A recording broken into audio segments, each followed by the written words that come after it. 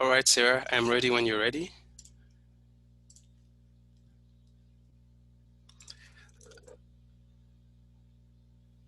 All right. Okay, it looks like we have a video to play actually. So I'm gonna play the video and then we can go ahead and start. Sounds good.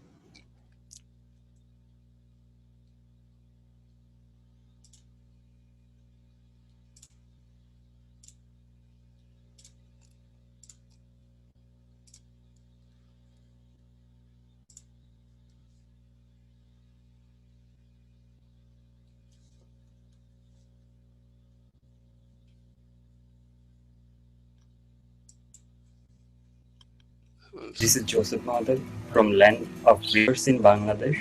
Hello, my name is Robachina Mbula.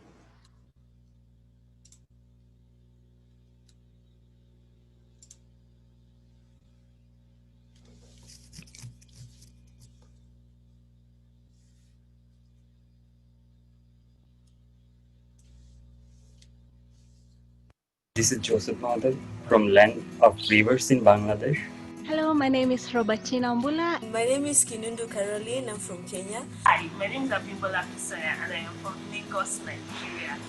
Hello, this is Kusal Narki from Nepal. Hi, my name is Dennis from South Sudan. Hello everyone, my name is Juto Mundotin joining from the Republic of Liberia. Hello everyone, I am Chakman Kwafu from Ivory Coast. Hi, I am Mark Fadel Ben Gomez Gabrielio from the Philippines. Lot Pato. Hi, my name is Tanya and I am from Mauritius. International Youth Day is commemorated every year on 12 August. 2020 theme, Youth Engagement for Global Action. I am wishing you a happy International Youth Day. I would like to wish you a happy International Youth Day 2020. I'd like to wish you all a happy International Youth Day. Happy International Youth Day. I wish you happy International Youth Day. I want to wish everyone a happy International Youth Day. I wish everyone a happy International Youth Day. I am wishing you a happy International Youth Day. I'd like to wish you all a happy International Youth Day. Thank you. I am wishing you all a happy International Youth Day. I am wishing you all a happy International Youth Day. Happy International Youth Day. I wish you all a happy International Youth Day. Happy International Youth Day. Happy International Youth Day.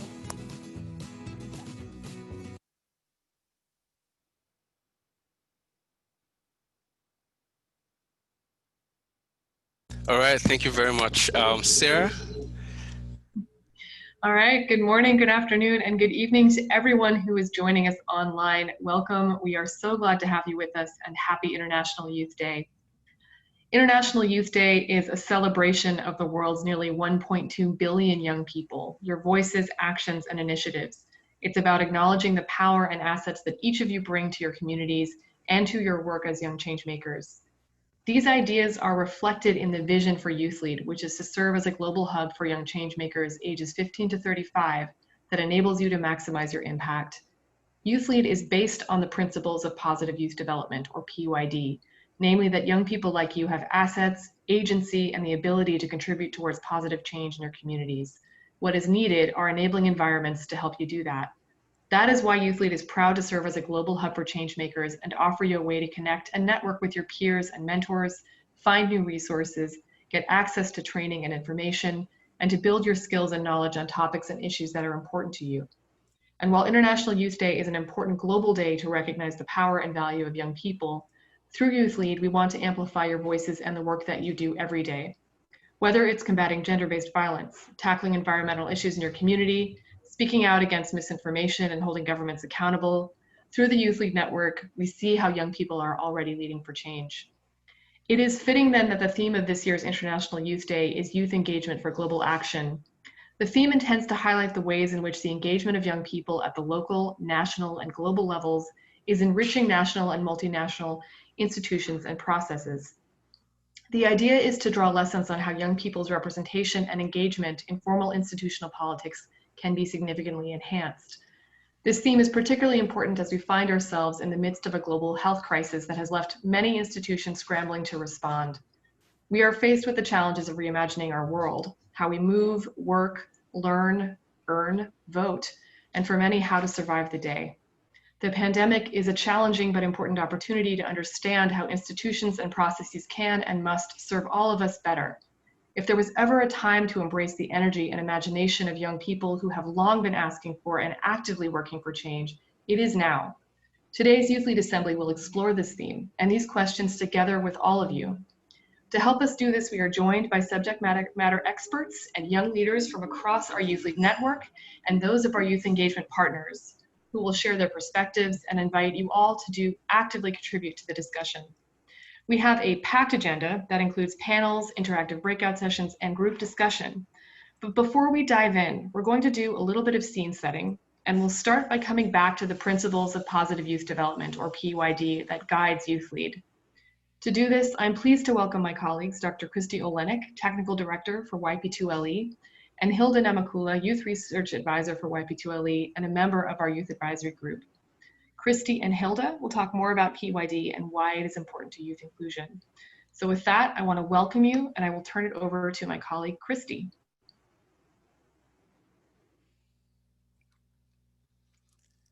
Thank you very much, Sarah. And I would invite Christy to unmute herself and then proceed with the presentation. Christy, over to you. Hi, everyone. Can you hear me? Hi, Christy. Can you hear me? Yes, we can hear you, Christy. Abulaji, can you hear me okay?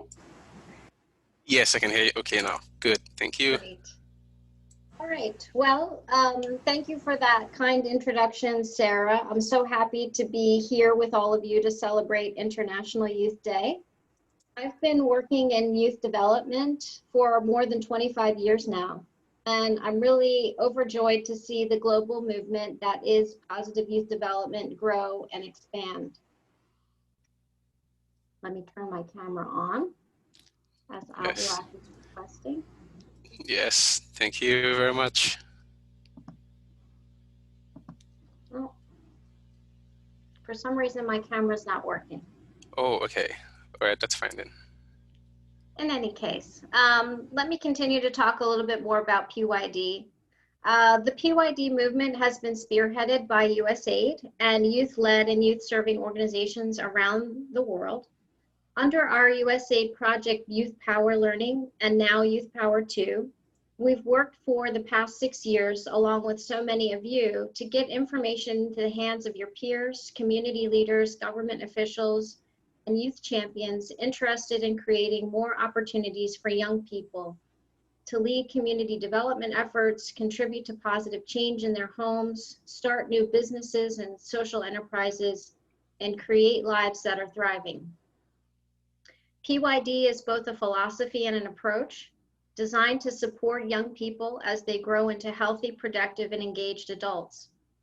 Based on the evidence, we know that a PYD approach supports better academic success, increased civic engagement, and the development of healthy relationships.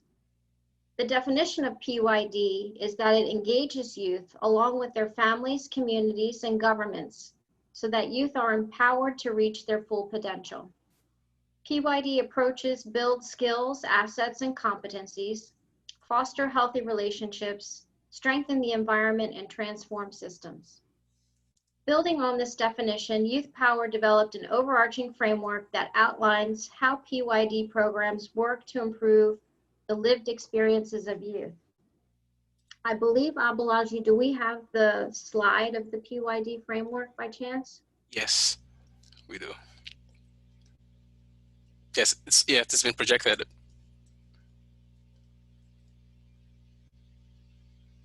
Well, let me tell you a little bit more about the framework. First, PYD programs build assets. Assets is the first component of the framework. And these programs build assets so that young people like yourselves and your peers have the necessary resources and skills to achieve positive outcomes in life. These assets can include leadership skills, employment or work skills, communication skills, decision-making skills, and more. Most PYD programs include some type of educational component that builds these skills. Second, PYD helps youth build agency. Agency is the second component of the framework. And we build agency so that young people like yourselves have the ability to employ your skills to meet your aspirations. This allows you to make your own decisions about your life, set your own goals, and act on them. Other words I like to use for the word agency are spark or motivation. Having the understanding that you can make a difference in your own life and in the lives of others. Third, PYD works to build an enabling environment for young people. An enabling environment is the third component of the PYD framework. Enabling environments are important because they help young people be surrounded by schools, communities, families, and governments that maximize their skills and motivation and provide access to services and opportunities that help youth succeed. Finally, the fourth part of the PYD framework focuses on contribution, helping youth understand how important their contribution is. In PYD programs, youth like yourselves are encouraged, recognized, and able to be involved in and lead, creating change for your own and others' communities. We actually did a study a few years ago and looked at how PYD programs were being implemented. And we found that PYD can take place in schools, churches, after-school programs, and more. Some PYD programs create safe spaces, both physical and emotional, where young people can gather to learn and share their experiences. Others hold service learning activities where teams of youth design and implement community projects like local gardens. And others focus on ensuring that youth have access to youth-friendly services.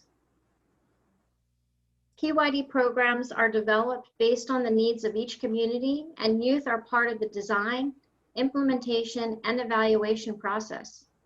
The ideal PYD program is designed by youth for youth. This is where all of you come in. Our world is experiencing a number of challenges: poverty, hunger, conflict, climate change, and of course, a global health pandemic. We need you at the table, designing solutions that create positive change. We need you as stakeholders in the development process, sharing your voice and your expertise. You know your community and you know your country, and I know many of you are already implementing innovative solutions to the challenges we face. We are counting on you to be leaders of PYD, sharing the benefits, ensuring that your friends and peers have the skills and motivation to contribute, holding your communities and governments accountable for providing needed services and an environment for you to succeed. I know all of us here at Youth Power look forward to continuing to work with you on getting the word out on PYD. Congratulations to all of you on International Youth Day, and I look forward to hearing more from our excellent lineup of speakers. Many thanks to Abulaji, Sarah, Ephraim, and the team for putting together a wonderful program today.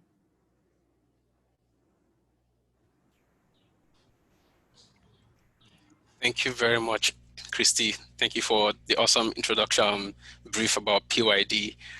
So right now we'll be going into a panel session to really talk about PYD in action. So I would like to invite Ilda, Wumbetu, Anum, and Abimbola for this interesting session. So Ilda, over to you. Thank you, Abolaji. Hello, everyone. My name is Hilda Namakula. I'll be hosting this session where we have our young leaders sharing how we are putting PYD into action. The people speaking today will be Wubetu and Bimbola. I'm sorry if I'm pronouncing your names wrongly, and Anam. They'll be sharing how they are creating change in their community using the PYD model as Christy described it earlier. this session will be purely a question and answer session where I'll be asking a few questions to our speakers and they'll be responding, sharing their experiences and how they're changing lives in their community. And later we shall open it up to the audience to ask questions to the speakers and they'll be responding. And for those that will not be able to be brought in to ask their questions, they'll be requested to type their questions in the Q&A box where we shall get them and share with the speakers later on to give response, and we share with the different people that have attended this session. Welcome once more. I will let the speakers introduce themselves. Before the speakers, however, I'll be hosting this with Menashi in case, because I have a bit of an unstable connection, and in case I break off, Menashi will be taking over. Then over to you, our speakers. I'll start with Abimbola. Tell us who you are and what you do. Okay, good afternoon, good morning, everybody. My name is Abimbola Akisaya, and I live in Lagos, Nigeria. I work with amazing youths at the Lend a Hand for Africa initiative, and our mission is to make sure that we get children in slums access to education and health supplies. However, we have had to reimagine that that mission statement, especially in periods like this one. Yeah, that's what I do. Thank you, Abimbola. We shall hear from you on the wonderful work you're doing, changing lives of the young people later. Wumbetu, would you please share who you are and what you do? Wumbetu, your mic is muted. Could you unmute, please? Thank you. Sorry about that. My name is Ubetu Shimalash, originally from Ethiopia, but I'm based in the US currently. I have a traveling company in Ethiopia where we take a lot of tourists to explore the beautiful culture and geography of Ethiopia. But our goal is really to use our business to empower communities. So we tackle issues around gender issues, gender inequality issues, as well as empower community, economical empowerment of the community that we work with, and advocating for children's education are the main projects that we do at Samini Coach. Thank you, Umberto. Anam, could you please share briefly about yourself and what you do as well?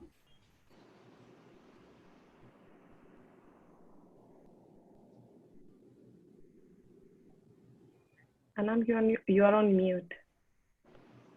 Hi, can you hear me? Yeah. Yes, we can. I'm Anam Rathore, and I'm based in Islamabad, Pakistan, and I'm an environment and climate change activist. And I'm also a feminist, so a lot of my work is based on the intersectionalities of women rights and climate change. Last year, I co-founded an organization called Climate Action Pakistan, and it was a bunch of us like young climate activists that came together throughout the country before the climate strike happened, because we saw like how climate change is affecting Pakistan, and how the poor and vulnerable people are being affected by it. So we came together and we wanted to do like a combined front throughout the country, and so we started a lot of grassroots organizing, and that's what I've been doing since last. And it's like a youth-led movement. Thank you. I'll let my co-host introduce herself, and then we can go forward. Yes, Minesh. Thank you, Hilda. Thank you, everyone, for being a part of this really inspiring talk, and some thought-provoking questions will be followed. My name is Meenakshi Munga. I am a YouthLead Ambassador alumni now from India, and I work with children mainly in the healthcare sector using technology and design thinking to help them thrive to the maximum of their capacity. Thank you for having me. All right. Thank you. It's really exciting hosting this, and it's a pleasure. Just a bit more about myself. I am part of the Youth Power Learning and Evaluation. I support as a youth research advisor, working as a liaison between the young advisory group or the youth advisory group and the learning and agenda advisory group. With that, let us start straight away to asking questions to our speakers. I'll start with you, Abimbola. How are you working to create change or for change in your community? Could you please share how you're developing assets agency of young people or youth in your community, please? Okay, once again, I want to say a big thank you for having me, and to everybody who is joined, thank you once again. So this question is one I find really interesting and dear to my heart. As youth, we are extremely powerful and our voice matters. And I realize that it's important that we put our voice to work. Being the executive director of Lend a Hand for Africa, I realized that I could work with young people to create change, especially with issues that I'm passionate about, which is education for children in slums and access to primary health care for people in slum communities. So one of the things that I do basically is to realize first and foremost that my voice matters and that every step I take is important. Sometimes we want to take the big stage, right? We want to do the big things, and that's absolutely great and splendid. However, I realize that with every step I take, with every tweet that I put out, with every Facebook post that I make, advocating for children, for girls to have access to education is extremely paramount. So, like I said earlier, we have had to reimagine our projects because I was discussing during the breakout session, and I said that the pandemic has made us realize that there is an interconnectivity of our lives, right? So climate change is important, the environment is important, partnership is important, education is important. So that interconnectivity has also made us realize that you can sensitize people about COVID, but when people are hungry, they will take to the streets. And you would have an increase in crime rates. You would have young girls who would leave their houses to find a way, however, to get food on their tables. So we've had to, start a food drive in communities, basically, especially slum communities, to make sure that we can reduce the crime rates. However, we can also get people nourished during this period. We are also working with the government to see that children are educated using the local radio this period. We're sensitizing children. We have lessons on radio where children take basically every day, because the children in slums do not have access to this amazing platform like Zoom. You can't tell them to get a smartphone. They don't even have a phone. So having Zoom classes is impossible. So what we decided to do was to work with the government, work with local radio to see that children can still get educated in whatsoever way, albeit small, this period, so they don't go back to school feeling empty and lost, basically. Wow.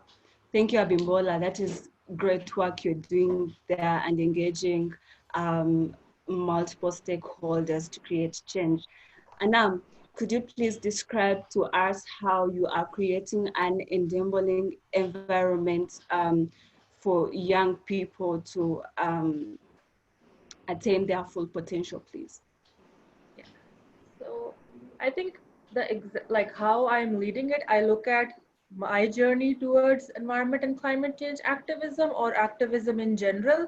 Like when I was a student, there was so much I wanted to do, but there wasn't that, institutionalized participation. There was no I wanted to, there were so many barriers. Like it's not like I had interest, I wanted to do it, but I didn't have the tools and knowledge to do things.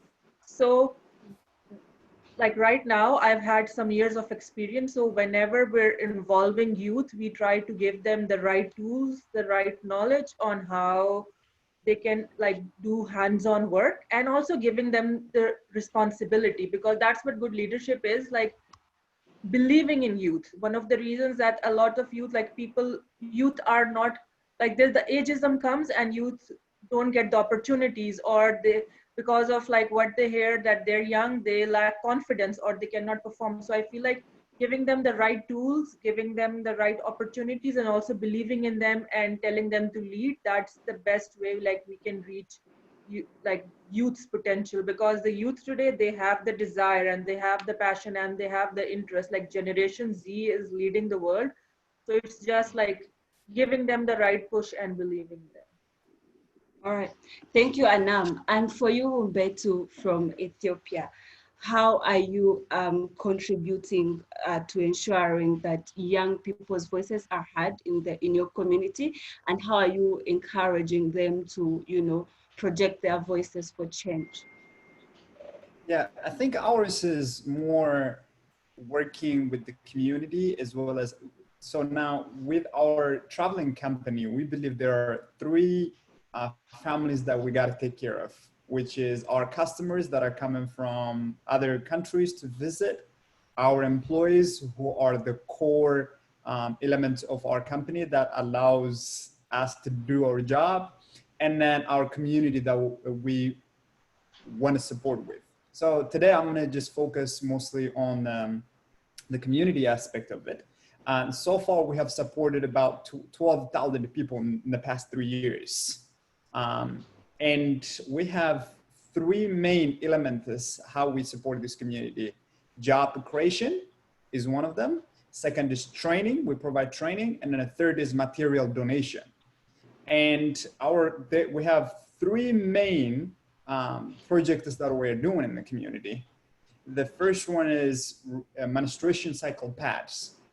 With this menstruation cycle pad project, the whole point is really to, with three elements with it as well, is to create awareness on a national level in Ethiopia and reduce the stigmatization of menstruation cycle, and to provide reusable, environmentally friendly menstruation cycle pads for young girls in the countryside who does not have access for it, which is our pads last for a year and a half, which makes it both economically and environmentally friendly, given the circumstances and the situation that villages are segregated from the city and don't have access to buy. That we thought is a great solution. And the third is we produce the pads within the country. What we do is we create job opportunities for single moms so that they produce it and we're creating a job in that form. The second project that we do is on solar lights. You know, in the countryside, there is no electricity, and kids are walking 2-3 hours to go to school, which means they're investing much of their time on the hiking and not having enough time to study. But when we provide these solar lights for them, one, the solar light is environmentally friendly. And then the second one is the solar light allows the community to be able to use it at night, so that one, the kids can study, the community can work at night, and such as like artwork and be able to sell that back to the tourists that we're bringing the community. And even elderly midwives help give birth to women there, but if they don't have the light to travel from one house to another house, then it becomes really hard, you know. And then the third project that we do is school projects, and we're building school and a library so that the kids don't have to walk farther to find those accesses. Now, while these are different projects that we're tackling, we have two main purposes with this. One is really reducing the economical gap and the gender inequality within the community. And the second is advocating and helping and empowering children to get educational access. And right. Well, sorry for interruption.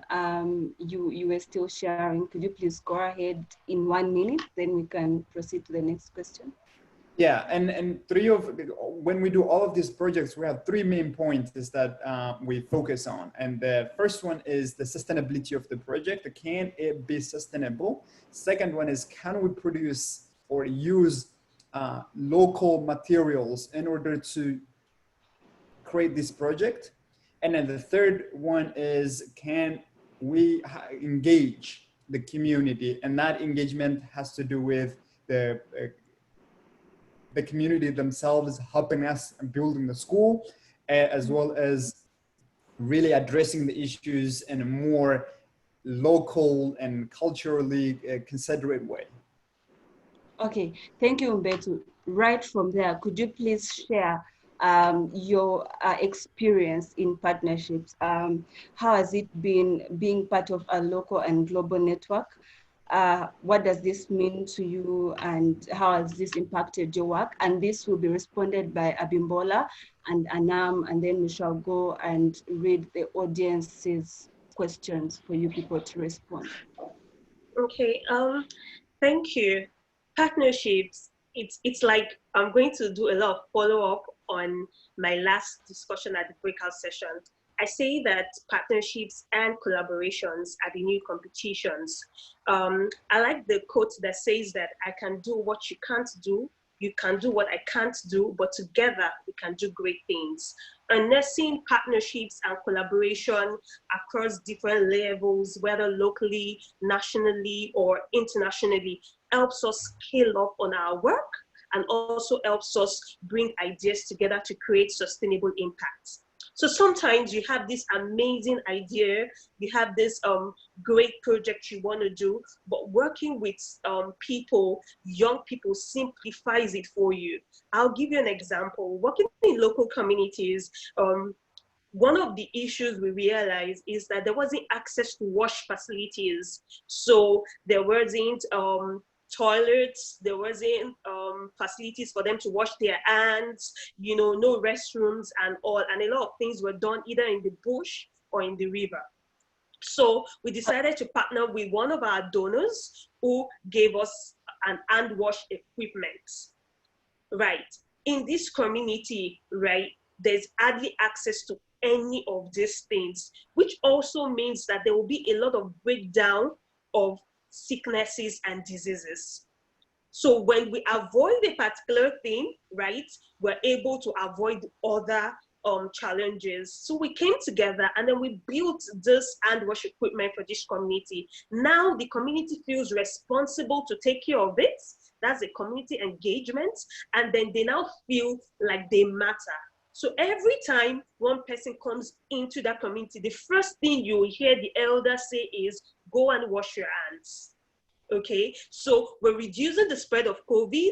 We're teaching people on hygiene and health issues. And that is all made possible because we decided to partner with somebody. So partnerships helps you to scale up. Partnerships gives you the resources that you need, because sometimes one person has the funds, you have the ideas. When you come together, you see that it's more holistic, right? And one of the things I feel like partnerships also helps is that partnership helps you hold the other youths and say, together we did this and we're not alone. Okay, so you hold your friend, your fellow change maker, and then you say, together we're able to create this change because we worked together. And then we're not working alone. We're not creating institutions that are not sustainable. We're not creating institutions that are not holistic in their monitoring and evaluation. We're creating institutions that can stand and that are credible. I think that's how partnerships has helped me, even in getting children access to education. Right. Thank you, Abimbola. In just 1 minute, Anam, could you share how these partnerships have given you new ideas?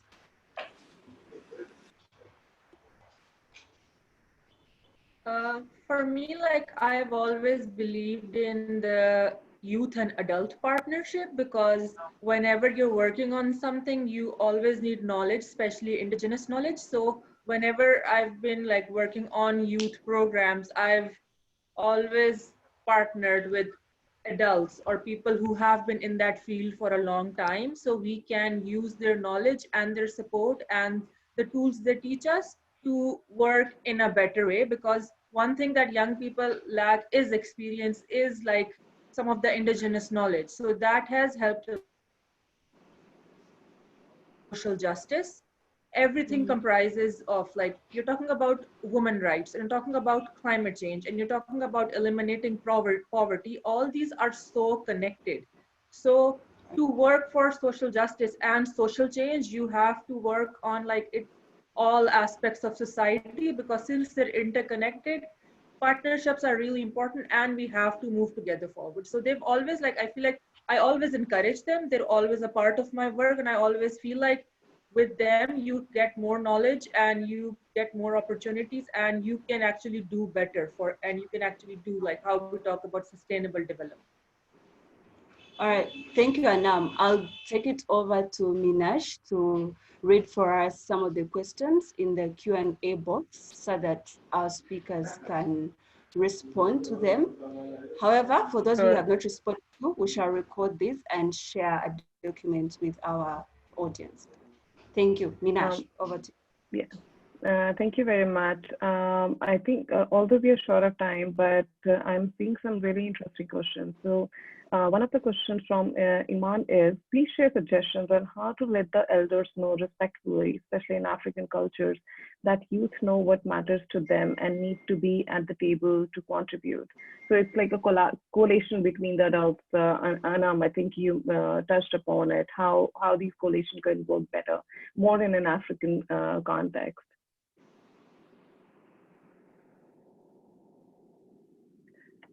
Should I answer it right now? Sure. Okay.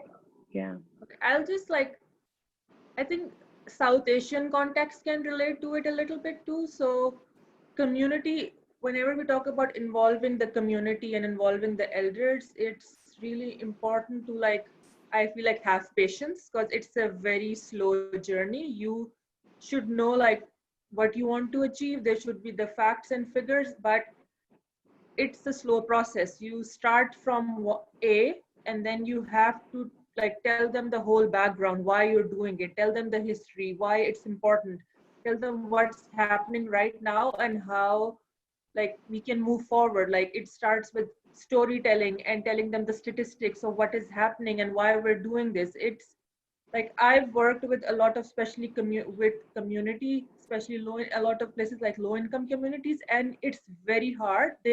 People are very resistant to change, and it's a thing in global South, and I feel like it's a thing with the older generation, that they are resistant to change.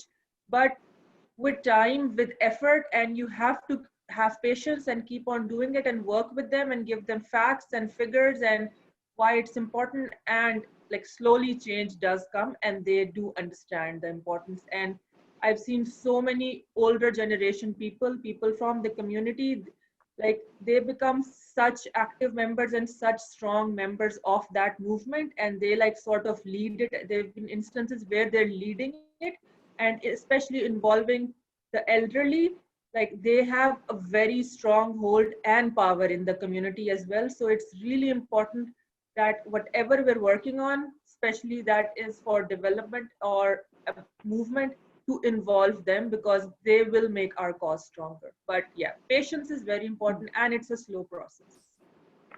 Thank you very much. That's a very interesting point of view. I am seeing a lot of other questions and a lot of compliments, especially because you tapped into this component of partnership between elderly and youth. Also, we are really short of time, but I request you all to do connect, on LinkedIn and other channels, even on YouthLead media platform, and connect with each other and continue the conversation. Thank you very much. Thank you, and happy International Youth Day, everyone. Same to you. All right, thank you for having us. Thank you. That's all from us. Thank you very much. Wonderful panel session. it's always so nice to have young people really share their experiences on social issues that they're particularly passionate about and working to also achieve the global youth development agenda. So I'll hand over to Rachel, Sarah, who's going to introduce the next session. And Sarah, over to you.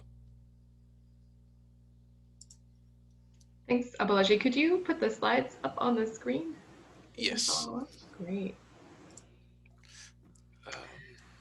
Right. Well, I'm really pleased to introduce our next round of speakers.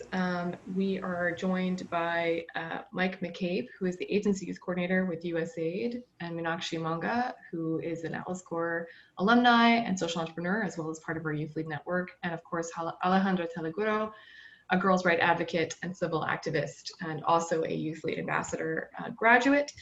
We're going to take kind of a step back and think about, PYD in action, connecting young leaders to making change, and grounding some of the comments we've heard from our previous panel into some more concrete examples of what this looks like.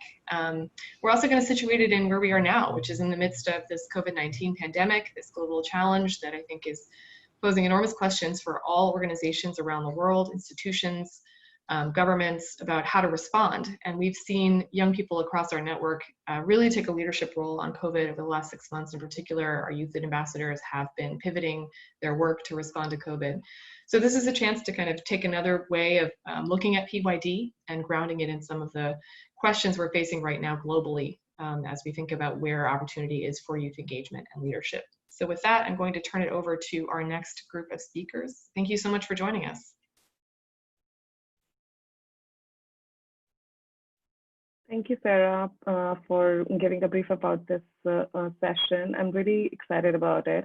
So during the session, we will be listening from Mike on his view and his perspective as an agency senior advisor on youth for USAID. Mike will be joining us, the Young Change Makers, for a one-on-one fireside chat on a global youth development opportunity outlook. Mike will also offer our audience some big picture insights about how the critical challenges and opportunities facing our world today.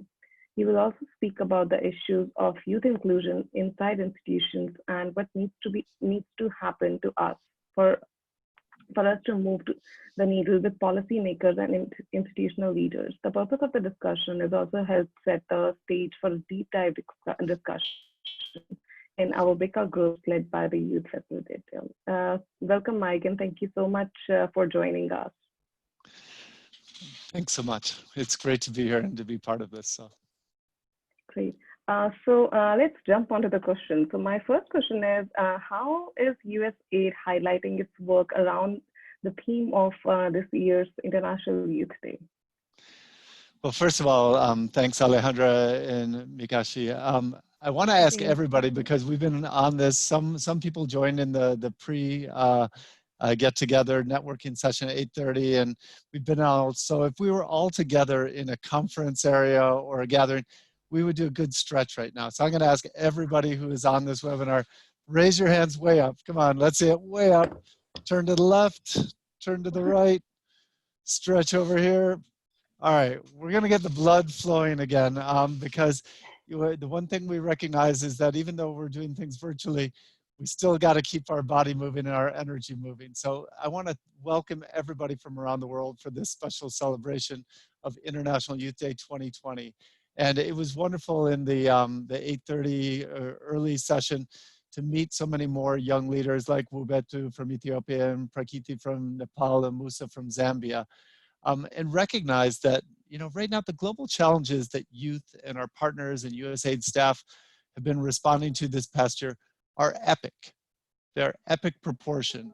And we appreciate the numerous ways that you each have balanced your commitment to your community's development as well as to your families. And that's really important that we keep that balance, because to be change makers, it's about finding that balance in our energy and our commitment and supporting each other.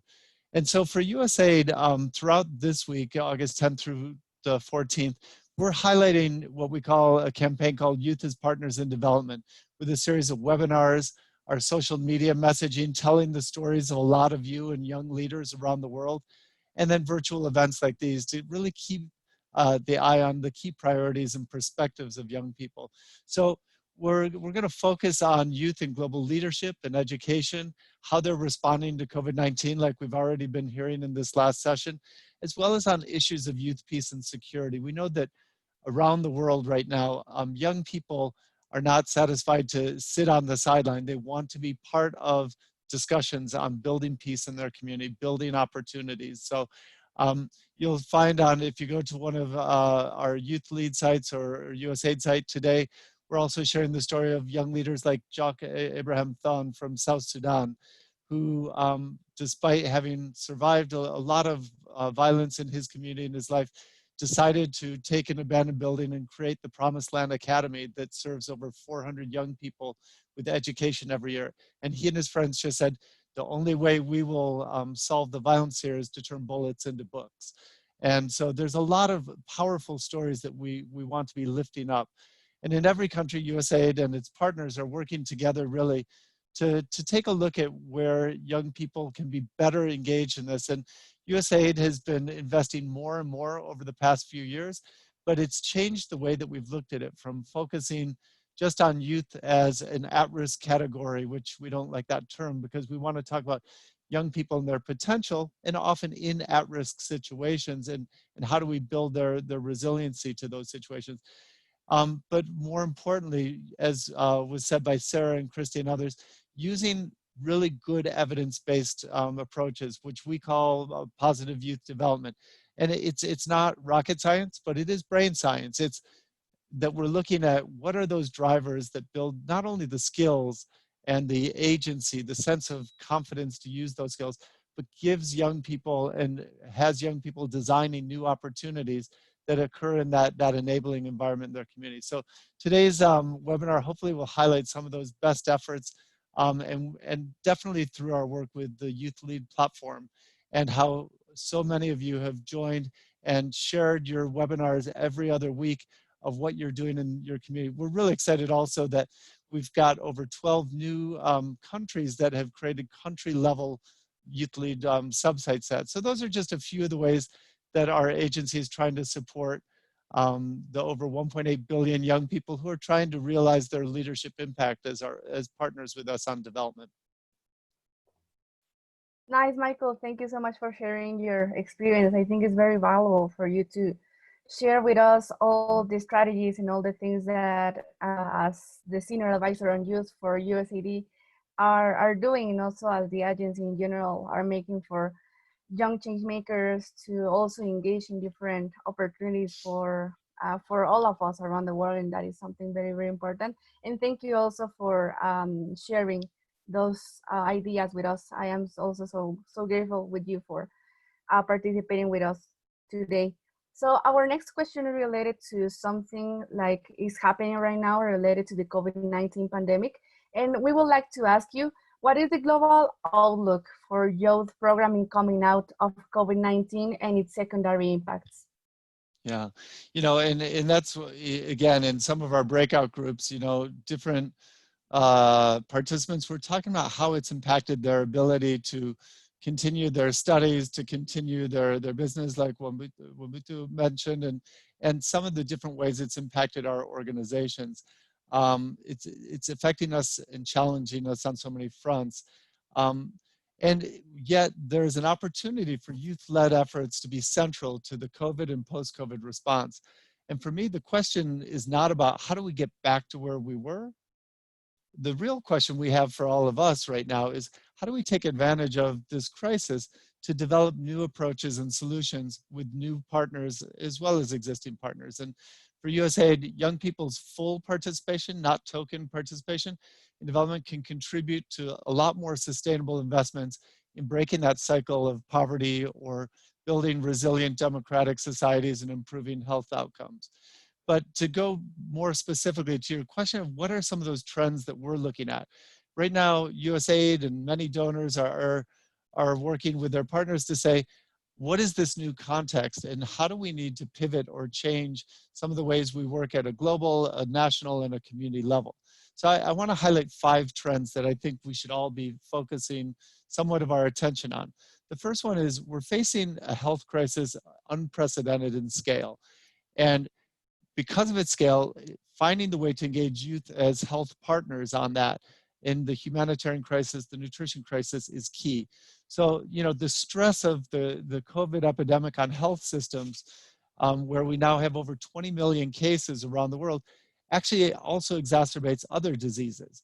So how some of you are working on community health issues is super important, because millions of people are now vulnerable to dying from insufficient maternal and child health care or preventive treatment services.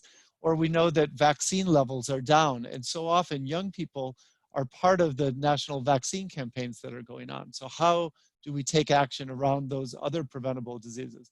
One of the other parts of the pandemic that we don't often talk about is mental health of ourselves and of our families and our community. And the World Health Organization recently reported that we're in the midst of one of the largest mental health crises in human history. It's the second leading cause of death for young people. It's the leading cause of disability for young people. So we have to understand, how do we talk among ourselves and with others about how do we take care of not only our physical health, but our mental health. We also have to focus on the issue of food insecurity, because the impacts of this crisis on food insecurity with mothers, young children, and adolescents leads to stunting and other outcomes that we need to address. So the second trend that we're trying to look at the drivers and impact is on the devastating impact that this has had on households and their resilience. And how do we get young people using these PYD methods to really address issues of poverty, education, food security, and income? So just to give you a sense of that, you know, right now we're going through unprecedented sudden loss of jobs and livelihoods that many of you have either felt directly or indirectly in your communities. And that's likely to, unfortunately, cause a lot of backsliding on great progress that we've made across the world on reducing poverty and extreme poverty or food insecurity. So looking at now, what do we need to do to start to really buffer and build resilience around that?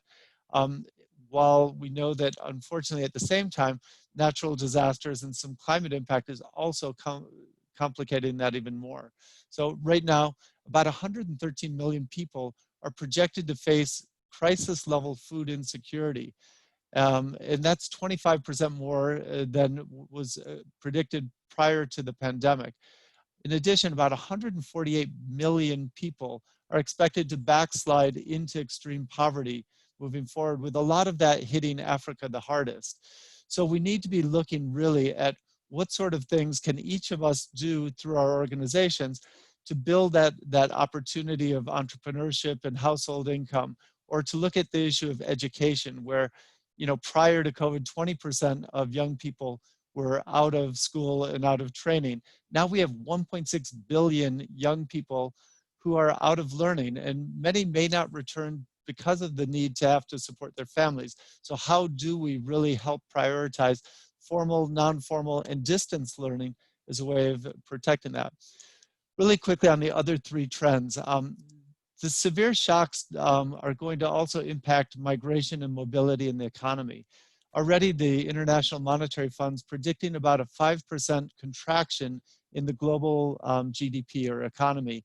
And a lot of that's impacting the emerging markets specifically. What does that mean for us as young people, and how we design programs with young people? Well, prior to COVID, about 5 million new jobs were needed to be created every month to keep youth unemployment at its current high rate. The youth unemployment rate was about twice the adult unemployment rate. Now that rate is almost 3 times the rate, because young people are usually the last hired and the first fired. So we need to look at new models of cash for work. We need to look at new models of income security programs and innovative forms of workforce development that might also use digital aspects where that's available. The fourth issue and trend is around peace and security, and we're really excited to see the role that the UN has played with the Security Council resolution on the role of youth in peace and security. And even in the United States, we have legislation moving through that is prioritizing globally the role of youth in peace and security. But we realize that there's complex interconnected problems that are making the world even more insecure, not only in terms of poverty and food insecurity, but just the impact that inequality can have. And so when we see that 43% of the total number of homicides in the world occur among young people, we need to be thinking about where young people, starting in the household, going into the schools and into the community, how they're empowered to build a culture of peace and security. And then finally, that links to the discussion on rising pressures on governance, so on democracy and stability, and how young people play a role in civic and political participation. As many of you are seeing in your country, elections are being postponed right now. So we're seeing also aspects of democratic backsliding, where authoritarian powers are starting to take more hold in certain countries and environments. So we want to look at the ways that we're really strengthening the voice of young people in all aspects of their community. And that's part of the reason USAID is making such a big investment right now on civic education, civic engagement, and leadership development. So those are just a few of the trends that we're looking at. And what that means is that over the coming 3 to 4 years, we're really going to be pivoting some of our program support to partner with organizations that you work with and others around these 5 areas and around the drivers that are accentuating those trends. Sorry, that was a lot. I know. It's like, whoa. No, that was really thought-provoking, Mike. And then how it's really a reflection of how one pandemic has made us look back and cater to the issues that all of us in some way or the other were not accepting, from mental health to malnutrition, education, domestic violence, economic impact. And thank you so much. It was really nice to hear it, and I look forward to read more about it. Thank you. And for our next question, it is, how is USAID responding in new ways that authentically really supports and engages youth as partners? Excellent. Thanks so much. Yeah, and I would say at the heart of it is, you know, our Youth Power to Learning and Evaluation efforts, which are helping coordinate our youthpower.org platform and our YouthLead platform, which has been just a tremendous way to link networks of young leaders. And I really encourage you to all, you know, make this part of your networks. It is a platform for and by young changemakers. And every time I get on and I listen and watch a webinar where young people are sharing what is that recipe for change that they're cooking up in their community and in their organization. So we're trying to support that. To tackle COVID-19 and its secondary impacts, which I think are really going to impact young people and where young people can impact the crisis, we have to really look at how we're tapping the passion, creativity, and tenacity of young people, not in a rhetorical way, in a real authentic way. And it's essential that all of us who are called to work in development, our staff, our partners, young leaders, really support and look at how we're talking with emerging generations. So this past year, USAID has done more what we call cross-sectoral youth assessments in all of our missions than we've ever done in our 50-year history. We're really trying to say, how do we hear and apply what young emerging leaders are saying is their vision of how they want to be part of this development effort. So we're trying to improve the quality of our programming by intentionally integrating youth across each of our sectors. We're working to professionalize our staff. We have what we call the positive youth development training that we put over 500 of our staff through. But more importantly, if you go on to Youth Power or YouthLead, any one of you can be part of the course that we offer. It's called the Positive Youth Development 101 and Positive Youth Development 201, which are online courses to build your capacity. We also just launched this past year the Youth Programming Assessment Tool. And what that is a self-assessment tool for any organization or government ministry where they can look at the key factors that really help an organization authentically and effectively work with young people. And we're looking for young leaders who want to facilitate the Youth Programming Assessment Tool with organizations. So you can be out there helping organizations put together their action plan using this online tool. And I want to give you a sneak preview or announcement of something that our administrator and deputy administrator will announce at USAID tomorrow. So to recognize young people's critical role in COVID-19 and beyond, USAID is launching what we call the Global Leadership and Education for Advancing Development, or Global LEAD initiative. And this is going to be an agency-wide effort to really increase our support of missions and partners in creating a continuum of civic education, civic engagement, and leadership development around the world in many of our missions.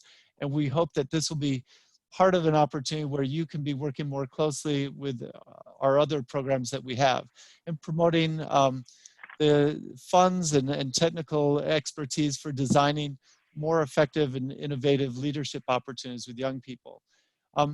In 2019, Usaid supported the training of more than 320,000 young people in leadership, in job skills, and civic engagement. And the Youth Power and the YouthLead platforms are two tremendous ways that hopefully we can continue to work together and do that specifically around things like COVID-19.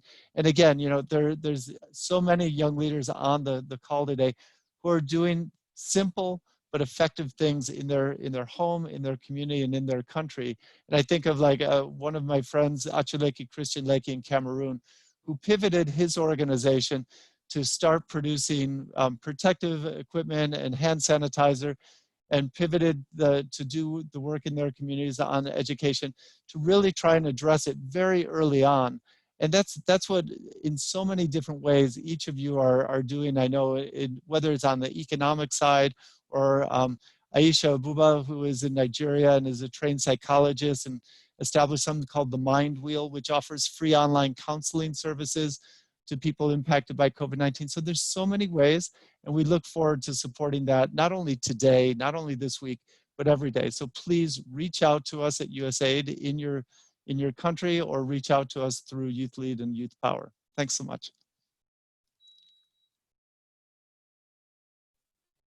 Thanks to you, Michael, for sharing those experiences, and so that are great news to know that there are a lot of online tools that we as youth can use for continue empowering ourselves and also empowering more young and the rest of the audience that are here with us today. And as YouthLead, and also to follow up with the news of USAID and all the different programs to contribute for youth development around the world.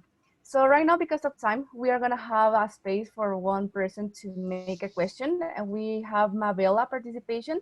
So please, Mabella, you can turn on your microphone to make the question, or type it in the chat box and we will share it with Michael. So please, Mabella, go ahead.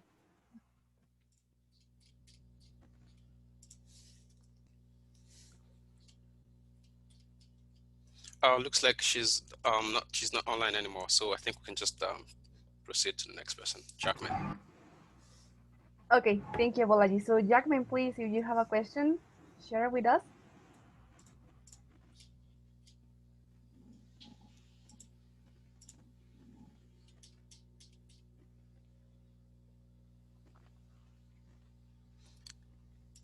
Jackman, are you there? Are you able to speak?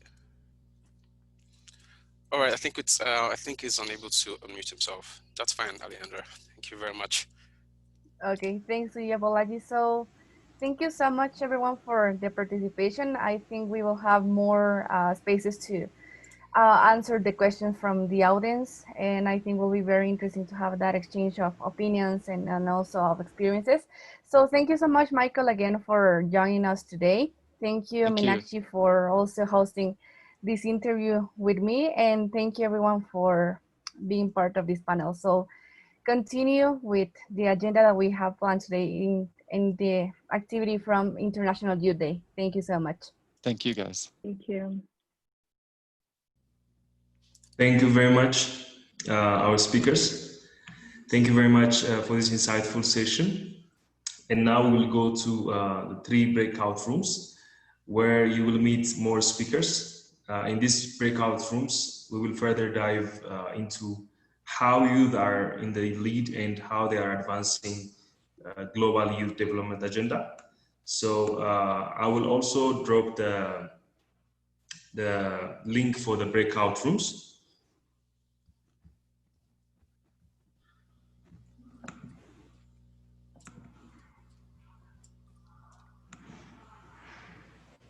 And Sarah also, please feel free to join me on this one.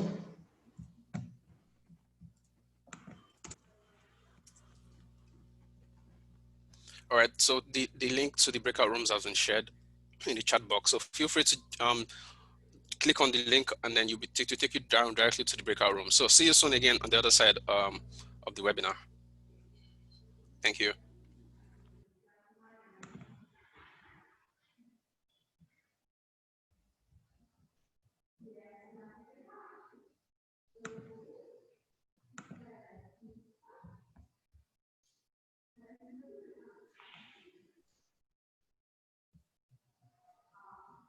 Hey, Ephraim? Yes? Where's the link to go to?